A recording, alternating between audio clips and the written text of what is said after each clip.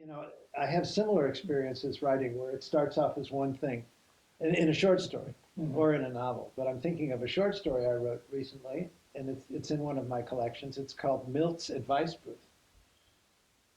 And it just began as a guy who had just kind of been jilted, I guess you could say. His girlfriend decided that she wasn't going to come visiting anymore. And one of the things that they talked about was building a little kitchen booth in his house in front of this window where she thought it would be fun for them to eat bagels and read the newspaper. And he finally did it. He built it, but then she left him. So he started going on weekends when she would come, he started going to his favorite diner. And he ended up being sat by the wait person in a booth. And I thought, well, okay, I have him there, but I don't know what's happening. You know, what's going on?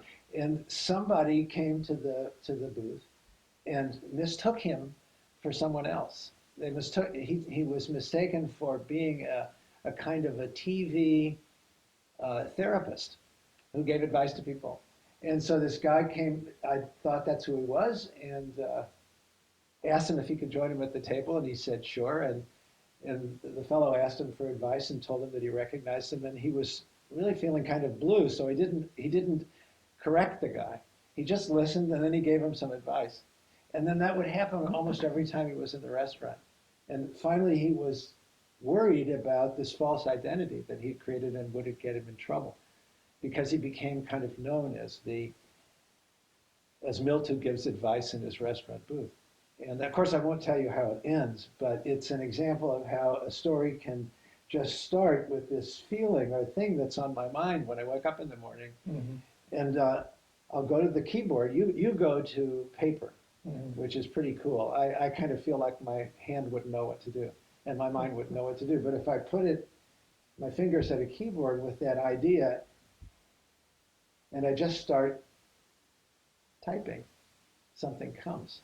And it really does feel like something is being told to me. Although there are times when I'll say, I don't like where it's going, and then I'll actually feel like I assert some control. But I'd rather believe that the story is just telling itself to me. The poems that come easiest for me are the ones I feel like I'm taking dictation, but it happens so rarely. And the words want to leap out of the pen and get on the page, and they want to play there, and I'm just kind of a conduit for that happening. And I love it when that happens. It feels so wonderful. And usually the poems are ones that I like. Years later, I'll look at them and still like them. But that happens so rarely. It's much more often a wrestling match with Yeah, me. I've experienced the feeling of being a conduit. And indeed, it doesn't happen as often as the times when I kind of feel like a referee. Yeah. And I love how, I hear people say you have to have a character sketch for a short story or a novel. And I learn about my characters in two ways. They might be alone, and they might be reflecting on something that happens. So they're musing, and it's a narrative passage, and then I find out about it. But I find out even more when they're involved with somebody else, and they say something, and something is said back. And that kind of is how they become painted.